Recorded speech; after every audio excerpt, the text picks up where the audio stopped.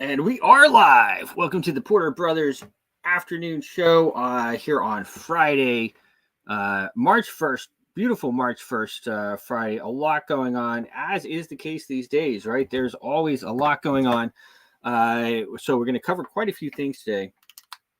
Trump has just arrived in Mar-a-Lago, or in the Mar-a-Lago case. It's actually in, I think, Port St. Lucie.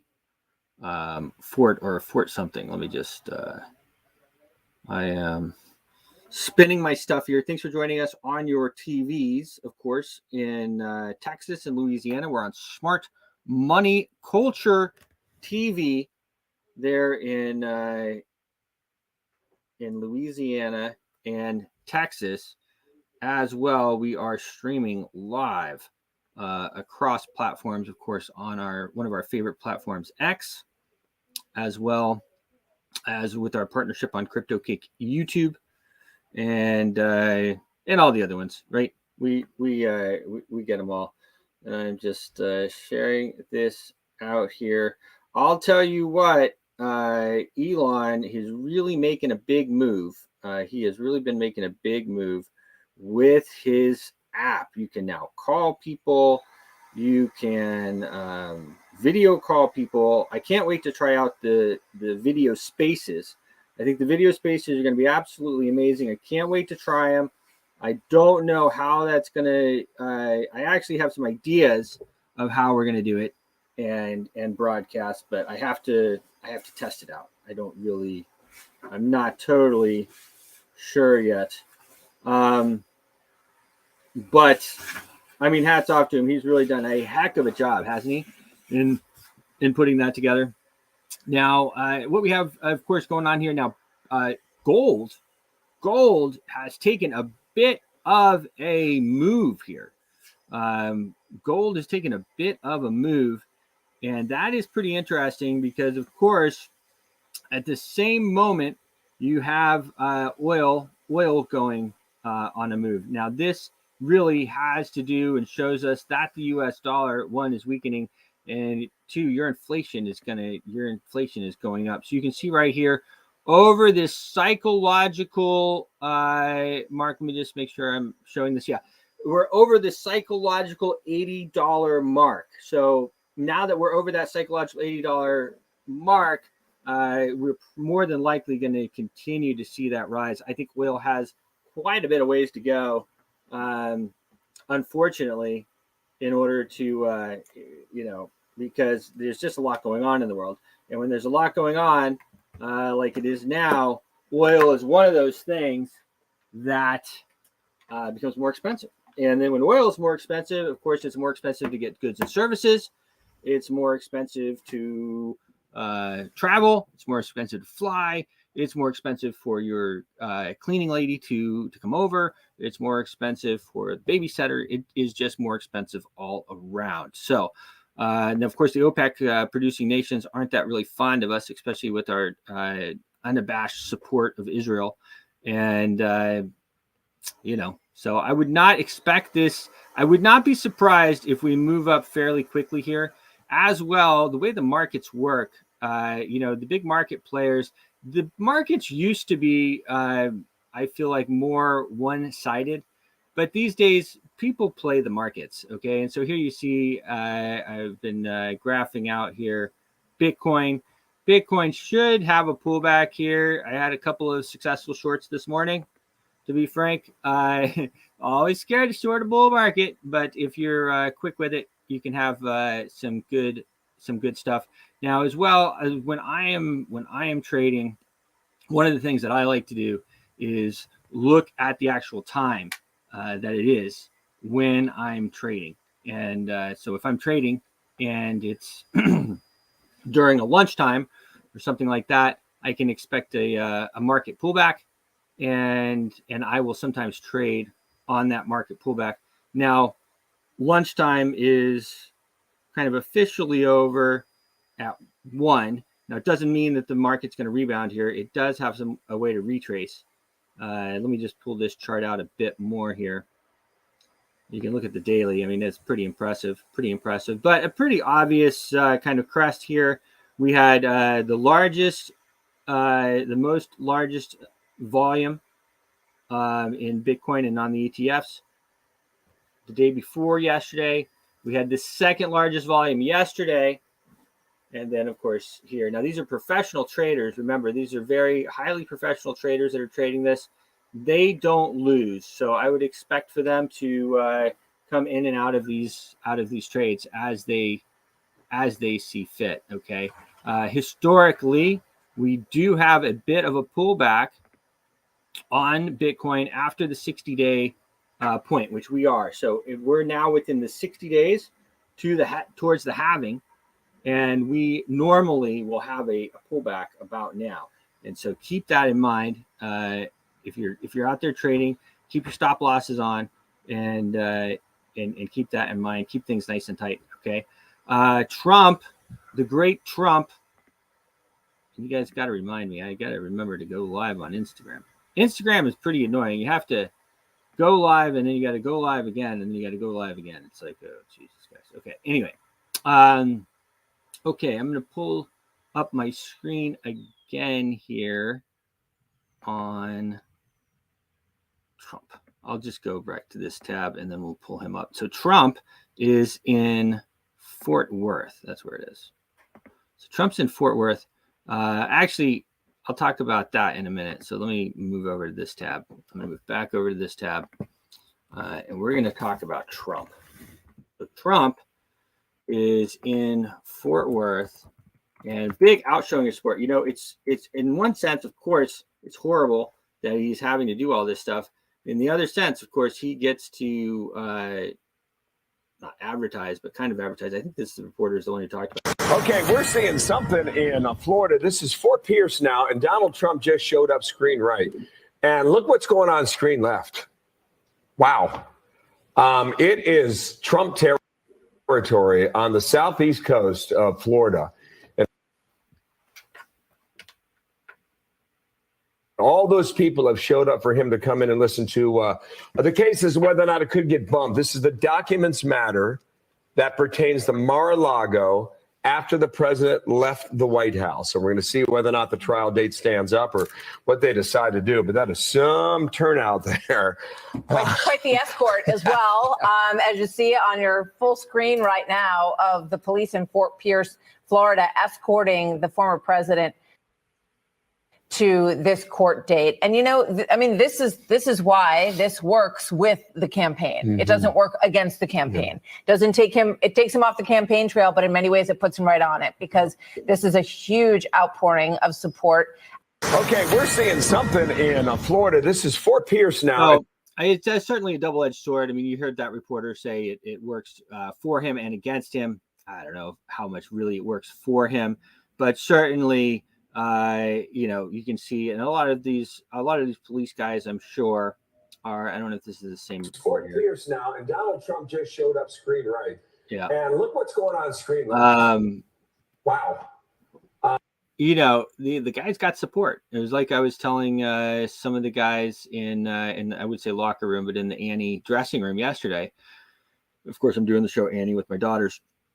But the guy's got support. I mean, he does have the vote. Now, whether they're going to let him win or not, it remains to be seen. The man does have the support. Joe Biden is the most incompetent president we've ever had. He's the worst president we've ever had. He is a true threat to democracy because he's weaponized the FBI and the DOJ to go get his political opponent and many other people, Christians. He's really after the Catholics. I don't know what's going on with the Catholics, but for some reason, there's something happening with the Catholics.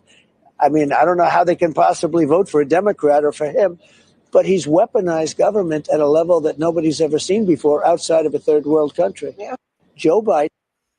It is really something to watch. I mean, you heard the man right there. He has weaponized the DOJ and the law enforcement agencies in a way that we have never seen. We've certainly never seen. And I would say now, I would put a caveat on that. Actually, the FBI was started back in 1908. Their first job was really to go after all those who opposed World War I. And so there is a bit of history with that. The FBI and then the CIA, I was reading over the evening, actually, the CIA was started cousins, the Dulles, cousins of the Rockefellers. So pretty interesting. And the Rothschilds and Rockefellers.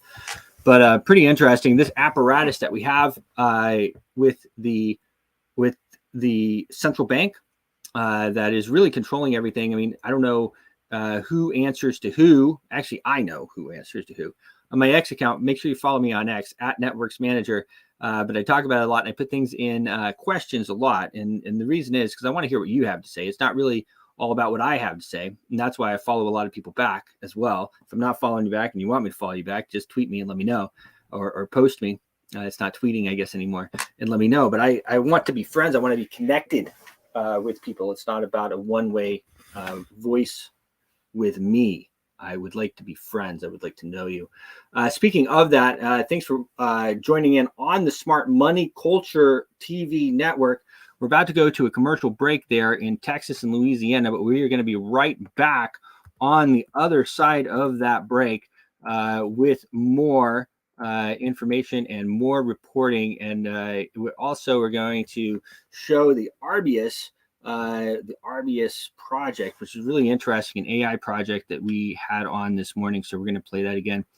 I could possibly play the analysis from our good guy, Matt Dixon, as well. It was pretty spot on this morning. I don't know. I'm going to kind of decide about that as we move forward. One of the things I wanted to talk about as well was the fact that, let me just check Smart Money. Okay, we are on commercials over at Smart Money now. So I'm going to talk about this now, and then I might talk about it a little bit more. But just in, and this is from Colin Rugg. He's a popular, well-known reporter, I guess. I don't know exactly what his deal is here, but anyway, just in, the Blaze Media investigates investigative journalist Steve Baker has been taken into FBI custody allegedly for his January 6th J6 reporting. Baker previously said he didn't know what charges were against him, but was told that they were nonviolent misdemeanors. The prosecutor informed my attorney, this is a quote from Baker, the prosecutor informed my attorney that I have to arrive at the FBI field office wearing shorts and sandals. So that means they are taking him in. They don't want him to have shoes. They want him to have his own sandals, that they don't have to wear their flip-flops and shorts. And then he says, they didn't have to go this route, as we have been told that my charges are non-violent misdemeanors. They seem to feel the need to give me a dose of personal humiliation treatment. Baker was reportedly present at the J6, this guy says riot. I don't know how much of a riot it was, but as an independent journalist, absolute insanity. Let's look at this report.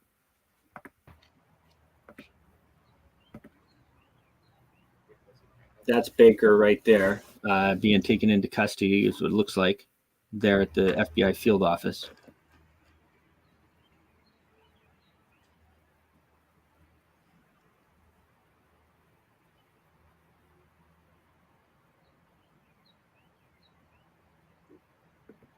So mentally, how are you? I have my moments. I'm okay. I've had over 2 years to prepare for this. I've game planned it all out in my head. I'm not going to sleep tonight. I'm not even going to try. It is my way anyway. And so I'm just going to, prepare, pray, and then I'm going to put on my suit and tie. Good for you. And walk in with my head up. It's crazy, huh? So that's what we have going on here, guys. It is absolutely unacceptable what we have going on in this country. As far as this lawfare that's going on, I don't know how long you're going to feel like it's okay to sit around. I've been telling everybody, you need to come to Washington, D.C., and you need to represent yourself. Nobody is representing you here. And, I don't know what the story of this guy is. I don't know if he went inside the Capitol or what, But I mean, this is chilling. I mean, this is Venezuela stuff. Okay, this is really scary stuff, guys. This is where we get into, what are we doing? What are we doing as a country that we're going to let our reporters, our journalists, get arrested and prosecuted like this? I mean, this is absolute insanity. So, it remains to be seen how that's going to play out. Of course, we are certainly losing on the freedom front. We have journalist Julian Assange, who, of course, as you know, they have been after Julian for quite a while. Our own CIA was actually trying to kill him while he was in custody. And actually, I think Trump was thinking about letting him, free, giving him a pardon. And the former CIA director Pompeo had a absolute hissy fit about the whole thing. Just putting this out on my thing here. Investigative journalist Steve Baker has been taken allegedly for his J6 reporting. I guess I'll hashtag that. 13 on Fridays. Don't have my brother flying solo. So on Fridays, it's the Porter Brothers show with no brother. But he's with us all the rest of the time. So, guys, this is a sad state of affairs, really, and we need to stand up for ourselves, and we need to stop this. This is not okay. And even so, we have an election coming up. We have an election and welcome back our viewers from Smart Money Culture TV. I'm actually going to play that again for you guys because you didn't get to see it. So welcome back on Smart Money Culture TV. I'm going to add this back to the screen, and I'm going to play this one more time for everybody. Just in, Blaze Media investigated journalist Steve Baker has been taken into custody by the FBI allegedly for his J6 reporting. Baker previously said that he didn't know what charges were against him, and the prosecutor informed my attorney, this is what he's saying, the prosecutor informed my attorney that I am to arrive at the FBI field office wearing shorts and sandals. That means they're taking him in. Baker said they didn't have to go this route as I've been told that my charges are nonviolent misdemeanors. And this is just, going along with this whole, intimidation thing that the FBI has a long history of this, as a matter of fact, quelling opposition to World War I. As well, I could go down the line. I was talking with some people about it today. They didn't have to go this route. They seem to feel the need to give me a dose of the personal humiliation treatment. Baker was reportedly present at the J6 riot. Riot is a relative term. That's what this reporter said. Let's watch this, and then I just want you guys to be able to see it. So this is Baker being taken into custody.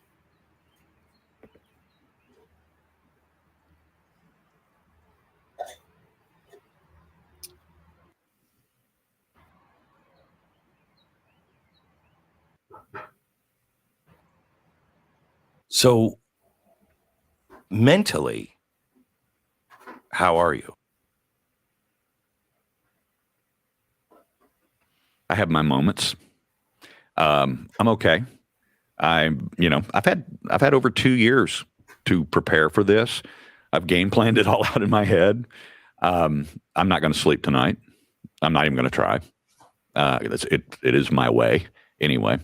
And so I'm just going to, prepare, pray, and then I'm going to put on my suit and tie. Good for you. And walk in with my head up.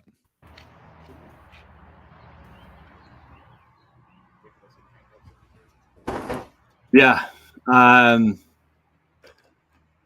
It's absolutely crazy, guys. It is out of control. It's out of control that we are allowing this to happen in our country. And I can't say that enough.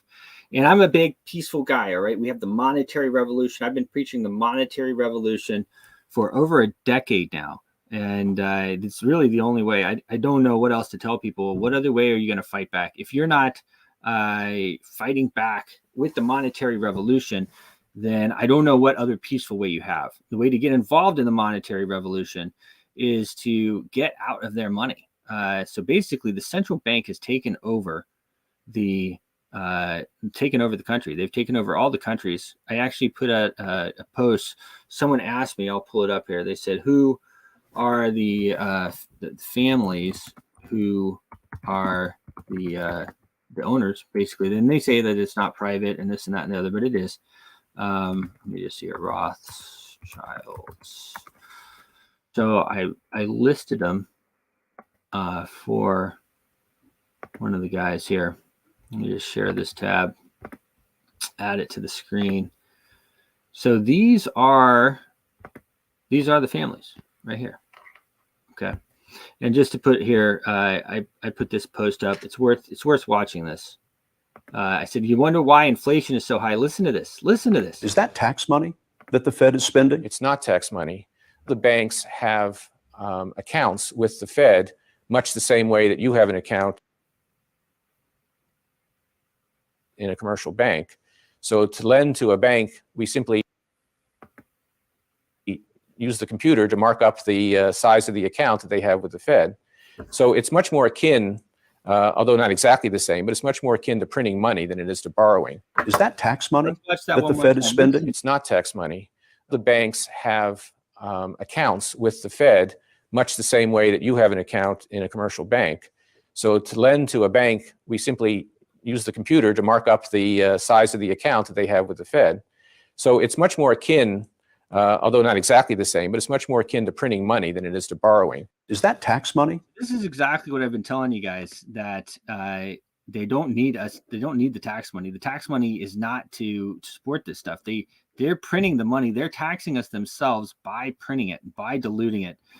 So Michael Fuchs here had asked who the families were, and I told him here. I listed them out: the Rothschilds, the Rockefellers, the Morgans, the Warburgs, the Goldman Sachs, Lehman, Kuhn Loeb, Lazard, Israel Moses Seif, Schiff, and Stillman. They all have something in common that I'm not going to highlight right now. But those are the families that own the country. And the faster that the sooner that people can realize that we're owned by these people, the faster we can become unowned by them. Okay, because we've only been owned by these people since 1913. Okay, 1776. Of course, we beat the Brits. We sent them out. We started our country. We made a constitution, and that lasted until 1864. In 1864, Abraham Lincoln, who everybody loves, but Abraham Lincoln took us off the gold and silver mandate, and he started making greenbacks. And he kept the central bank, those central bankers, he kept them out for the time being, from what I understand. It's a long time ago. Okay. So I can just go at what historically is there. And what historically is there is he started the greenbacks. And if you start asking around, they'll say, oh no, it was a gold standard, but there wasn't really, it was backed by nothing. You could print whatever you wanted. You could print however many of them you wanted. 1900, they started the gold standard. But already after 1900, they were already printing. Once the Federal Reserve started, the Federal Reserve got passed in 1913, and they already started printing 10 to 1. So they were already doing fractional reserve banking. And then, of course, in 1933, they finished the job and started, it wasn't tacked anymore there to it. And then, of course, Nixon or whatever, like I said, that part I need to dig into a little bit more, because they hate Nixon so bad. I wonder now. But in 1913, these families, they've owned us since then. And that's why we can't get anything done. That's why no matter who we elect, we can't change anything. because they print the money. So he who holds the purse strings has the power, and they're holding the purse strings. Okay, so that's they're the ones that are holding the purse strings. They have the money. I'm going to play from our friends here. I want to make sure I get the whole video in, and I'm going to come back on the other end of it and talk more about it. But I want to play. This is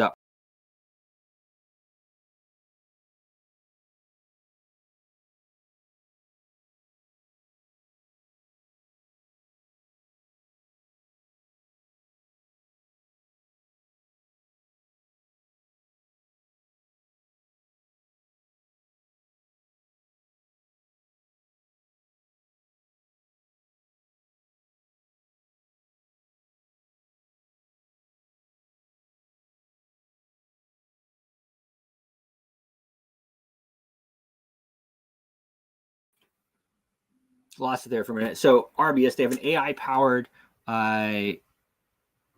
platform, and it's really cool. So I wanted to play that interview this morning. It was really great, and I want to make sure that we're on. And then we're going to come back on the other side and talk some more about this. But this is pretty awesome here.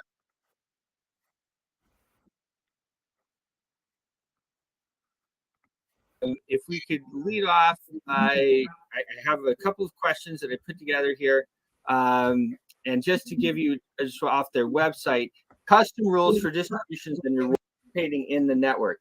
Here, and just to give you just off their website, it's a peer-to-peer machine learning. RBS is a decentralized network for machine learning supply like Bitcoin. New coins are generated with GPU power by participating in the network. There's no central authority to create new coins. RBS is a fully open source. Holders vote on chain for protocol upgrades. Models operate as DAOs with custom rules for distributions and rewards, providing a way for model creators to earn income. So a couple of really interesting things here that, one is like the hashing algorithm and, all these types of things. But let me just go ahead and ask you guys to both introduce yourself first, and then I'll go into my first question. Okay, I guess I can start. I'm Mary. I'm relatively new to the team. I guess I was sort of headhunted by Jay, obviously, and was sold on sort of like the core values of RBS. And we had pretty much aligned on that, working towards a better future than the current state of tech being like, semi-rigged and in favor of like powerful groups and things like that. So yeah, I mean, I'm fairly new and I'm still working through that. But yeah, Jay, you can go ahead and jump in. It's been So I go a little bit back. I go all the way back to before 2017. So sort of going to Bitcoin. I think around 2014 or something. My first experience with Bitcoin was actually Mt. Gox. I did actually lose a little bit of money there. I mean, a lot of people did. I've seen a lot of cycles up and down. I used to be a TV producer a lifetime ago.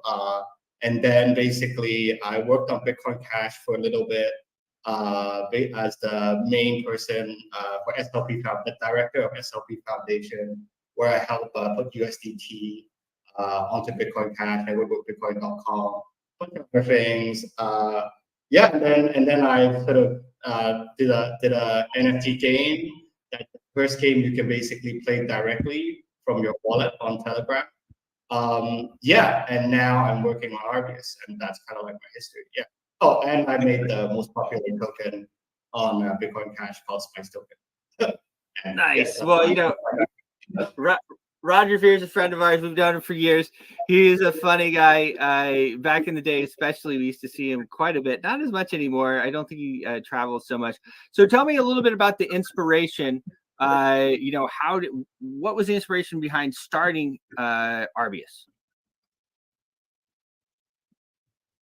So I met the founder of RBS, I guess now a lifetime ago. This was before the 2017 ICO craze. So this was like back in the Bitcoin block size debate sort of era. That was counterparty and colored coins. I mean, people don't really know that tokens existed before the Ethereum thing, right? And so we've all seen all the ups and downs of the industry. And interestingly, the founder used to actually work in machine learning and is extremely experienced software engineer and with deep passion for liberty, to the point where he probably make a lot more. But idealism isn't cheap, right? So last year he came to me with this revolutionary idea called RBS. At first, I didn't really get it, but when I realized that this could be like the Bitcoin of AI, I'm like, yeah, count me in, basically. And the inspiration is that we're seeing a lot of what's happened to money happening to AI, in that it is becoming centrally controlled, like a central bank, sort of similar to when Nixon, in the Nixon era, ended the Bretton Woods system, right? Basically removing the gold standard. And fiat, as you know, as you guys probably know very well, became slowly controlled by just a few people with deep connections, and the dilution and all that. And we realized that there is a deep case for making AI decentralized in a Bitcoin-like manner. So that the future of basically everything that happens isn't going to be controlled by just a few powerful interests, right? Who control all the software companies, financial companies, media companies, and so on.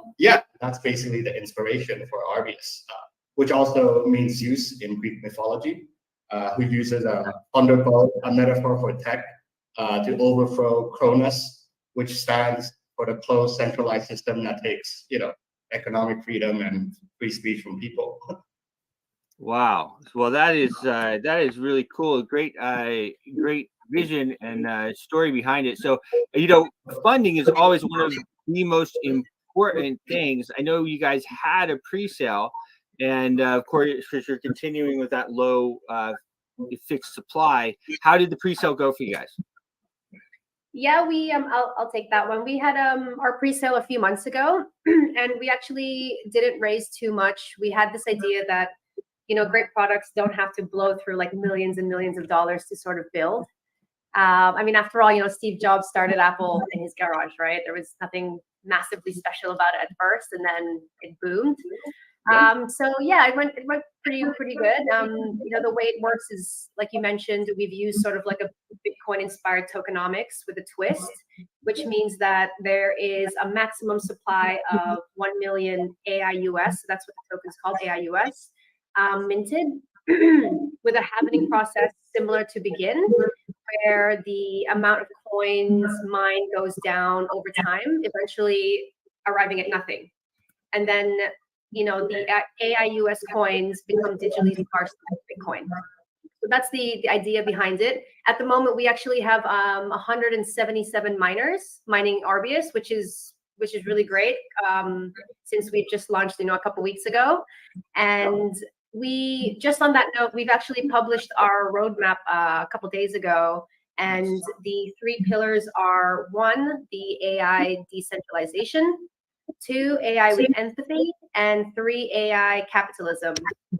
And the next step sort of from here is that we're working on our next phase, where we partnered up with 2 other companies, and we're going to start. Hold on one second. Jay, Yes? when you're not talking, can you mute? Because we're getting a little bit of feedback. Me? No, it's Jay. Go ahead. Oh, right. Sorry. But I still want you to talk, Jay. I just, when you're not talking, just mute. If we could do that, it'd be much better. Go ahead. I thought he'd know that by now after all the videos we've done or interviews. Come on, Jay. But yeah, so just to finish that off, I think our next phase, we've partnered up with Unicro and Alignment Labs, and we're going to start building the first AI anonymous agent marketplace. So yeah, that's sort of like the next phase. But yeah, I think to answer your question simply, the pre-sale went well. Good. So then we have, AI, and you mentioned it a number of times. AI is such a hot topic. It's propelling massive growth in technology and changing the way that people live. From what I see here, there's some exciting uses of Arbius to generate images, text, audio. I mean, this is like pretty sexy stuff. What can you tell us about that? Yeah, sure. It is sexy. Yes, it very much is. I like personally, I think 2024 is going to be massive for AI video. Beyond that, you're sort of looking at AI, very soon being able to do 3D and all sorts of like jobs that require human problem solving and also financial prediction. I think that the AIs that can understand problems and instructions like humans do and come up with a step-by-step plan on how to go about to solve that is definitely going to be an interesting, I guess, direction or future for us all, really. Well, yeah, right. I mean, it's absolutely, it's changing everything, right? So then, yeah. when people are GPU mining on this this Kandinsky 2, I mean, I almost am embarrassed to say that I really didn't know much about it at all. But what exactly? I mean, is that like proof of work mining? I mean, I can remember back in the day, I used to think that proof of work mining was like really like solving things for people or whatnot, and then I figured out, okay, it's just solving in order to beat the other computers. What is going on? Can you talk to us a little bit about the proof of work system that you have? Jay, do you want to take this? Yeah. So obviously, proof of work has been pretty much for Bitcoin and other generation one coins, a battle tested model that just simply works, right? Right. But I really believe in that.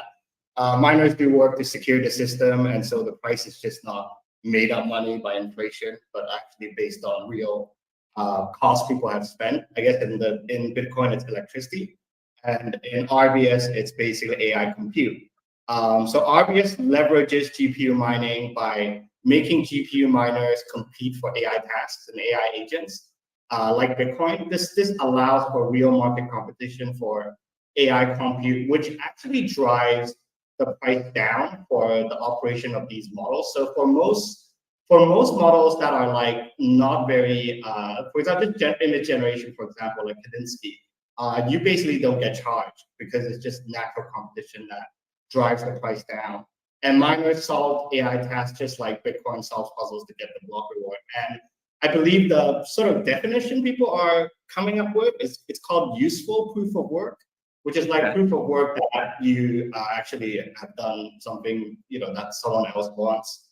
And I guess that's the sort of different point from Bitcoin. That Bitcoin is a hashing algorithm, whilst RBS sort of compares hash of the solution being submitted, the task, and the task, whether that matches with the solution that's presented. And by that, and if it matches and the miner is the fastest and most competitive, basically they earn the block reward. So to answer the question about Kandinsky 2, it's basically just an image generation model that we're using to bootstrap the network with A100 chips. So as Marie mentioned, right now, I think there's about 177 miners all running these A100 chips. They are NVIDIA AI chips that basically is specialized in doing AI. And this is just a way of bootstrapping that AI compute. So we will in the coming weeks, there's a video model coming up, and all sorts of things you can do, large language models, fine-tuned models, image modification, pipelines, and all this stuff. And so basically the Kandinsky thing is just like, you need to make it easier, right? Because if we started off with like, hey, 5 models, the miners kind of go, well, which one do I mine, right? So it's a way to just get the miners started. So the miners, we have a continuous happening schedule. So the miners, it's like the same with the Bitcoin model. People that go in and start mining now, it's hard, it's technical, but it's like high risk, high reward, right? So it makes sense to just start off with one model instead of being like, hey, you can use like 5 different chips and there's 5 different things. So which one do I mine? And as the DAO comes online, basically the DAO will add more. Yeah. Okay. Awesome. Well, I want to make sure that we get. So we have RBS. I want to make sure while we're still on our live TV spot that we get RBS.ai. How do people get involved? Where do they buy the token and the other plugs that you might want to put on here? Yeah, I think just to note firstly that there's a lot of like people like scams and stuff and creating groups and everything. So just make sure if you do go on anything, please do go on RBS.ai. All of our links to Twitter, and Discord and everything else is at the bottom of the website. So make sure you go through that. And in terms of buying the AIUS tokens, you can jump on Uniswap, and that's UNISWAP.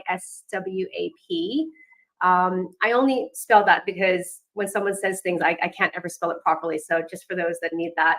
But yeah, at the moment, like I mentioned earlier, we are fairly new. Like we've just launched a couple weeks ago, so we aren't listed on any exchanges at the moment.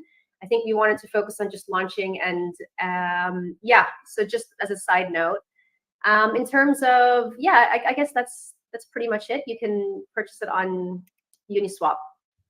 Okay, and then for us, with our streaming viewers, I wanted Yes. to just get a little bit more information on the staking feature as well, because you guys are both proof of work and staking, and of course that's so interesting for people in the crypto world. So can you talk a little bit about how that works?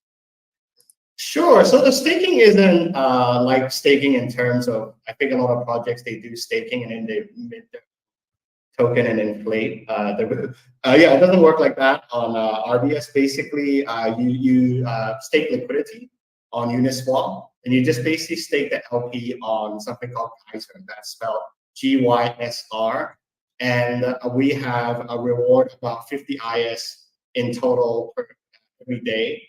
That's distributed to people that provide liquidity, basically. And then if they provide liquidity, they take that LP and stake it on Geyser, then they'll earn extra rewards.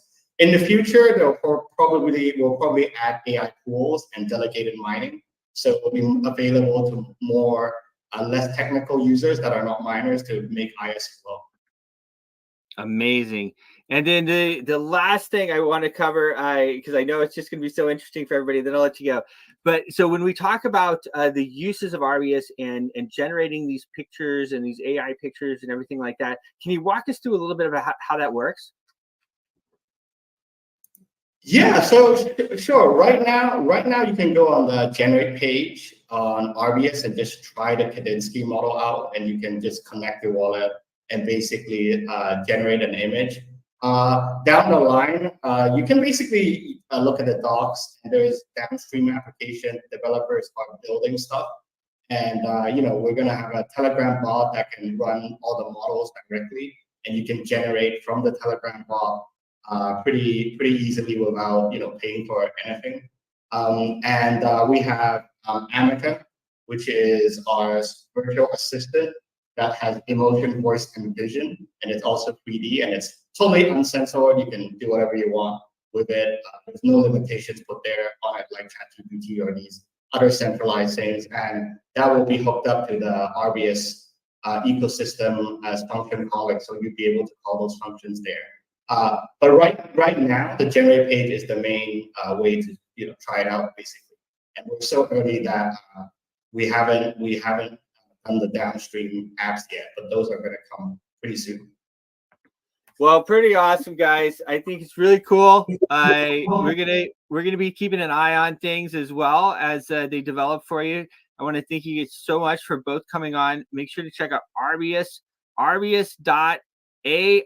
It's David hooked us up with the nice banner there. Unleashing decentralized AI models by miners. I think it's really cool. I think this is the future of stuff, and you see these AI coins, they're just really taking off. So we look forward to circling back with you guys, having you on again, and best of luck.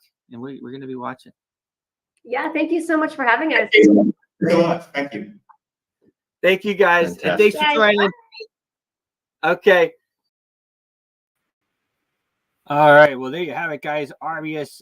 We're going to have, I imagine we will probably have them on again. Really cool project they have. These AI platforms are really taken off. I know as well. Our friend Matt Dixon has been talking about it. I wanted to talk a little bit about the central bank again, because the central bank is central to our freedom and to getting our freedom back. So let me just at 44, I'm putting my post out here. Let's say, okay.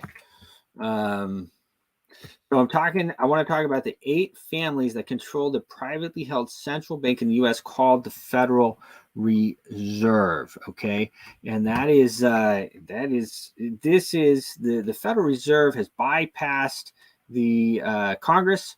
They have bypassed the White House, and they are now in control of the United States, and that is why we are not able to get anything done at all.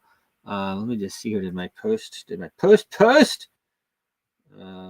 post yet. Maybe it's on its 30 seconds thing here. I just want to make sure I have that before I move on here.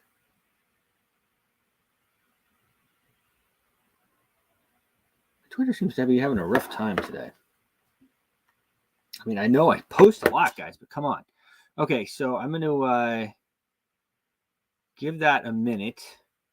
I'm going to move over to my tab right here where I had these families up, and I'm going to add this back to the screen. So these are the families that own our country. And I don't know if people have put this information out before or not. I really don't know, but I am, and I did not kill myself. Okay. This is a banking cartel. They are running the countries of the world via the central banks. They print the money and they front the money to the different countries, and they charge them interest. So they front the money to the different countries. Again, they charge them interest for that, and they basically control everything. So we have been at war. 1914, the central bank, the Federal Reserve, was started in the U.S., and we have been at war since then, basically, with just a few year breathers in between. And so it is very important that we get our hands on a control of our money supply. We shouldn't be on paper money anyway, okay? But certainly we need to get out from under these families, and I'll read them out loud. And again, I did not kill myself, okay? They are the Rothschilds, the Rockefellers, the Morgans, the Warburgs, Goldman Sachs, Lehman, Kuhn Loeb, Lazard, Israel Moses Schiff, Stillman. And these are the people that own your country. And they are the ones who we have to take this power away from them, or else we will not exist anymore as a country. They have been draining us for over 100 years, since 1913. Even like if you go back, you could buy a house in 1913 for $15,000. And that same house costs you about $1 million right now. And the reason is that these people have diluted you, and they've done it behind your back, and they've done it on purpose. They knew exactly what they were doing. You didn't understand what they were doing, but they understood what they were doing. So what they're doing is fronting the money for whatever the people in Washington want. Whatever they want, they front the money for. And then they charge them interest. Here's a little bit of history here. I'll play this as well. A little bit of history on the central bank. I know I played this before, but it's worth watching. This is Jekyll Island, where in 1910, representatives from the Rockefellers, Rothschilds, Morgans, and other private bankers gathered secretly to draft the legislation that would create the Federal Reserve. I found it revealing that in the same year the Federal Reserve was founded, 1913, the Internal Revenue Service was also established. An income tax was then instigated so you and I would have to pay the politicians' debt, plus interest, to the bankers. The problem is we have a privately owned central bank system in the United States disguised as a government-owned system. Now, if you look in the telephone book here in the Washington, D.C. area, you look up for Federal Reserve, and the blue government pages, it's not there. It's in the white pages right next to Federal Express. It's a privately owned central bank. Central banks are banking. All right, now I'm going to continue with this. Is different. These are the things that are going on in there. It's like an octopus with arms. It's many, many arms, but you got to go after the head of the octopus in this one. Who is it? The central banks, the IMF, the ECB, the private West central banks, the BIS, the Rothschild banks. The Federal Reserve really, even though it is not part of the federal government, it is more powerful than the federal government. It's more powerful than the president, the Congress, and the courts. The problem is that since 1864, we've had a debt-based banking system. All our money is based on government debt. We cannot extinguish government debt without extinguishing our money supply. That's why talk of paying off the national debt without reforming our banking system is an impossibility. That's why the solution does not lie in discussing the size of the national debt. Rather, it lies in reforming our banking system. There's nothing federal about the Federal Reserve, and there are no reserves.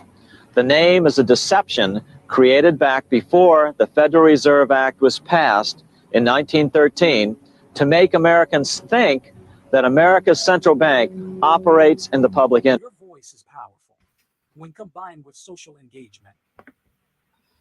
So again, you guys, we have, obviously this is a situation here that we have with our central bank, and that is why I heard something. I don't know. Let me just look real quick. I was just posting right here. That being said, these are the ones where that haven't popped.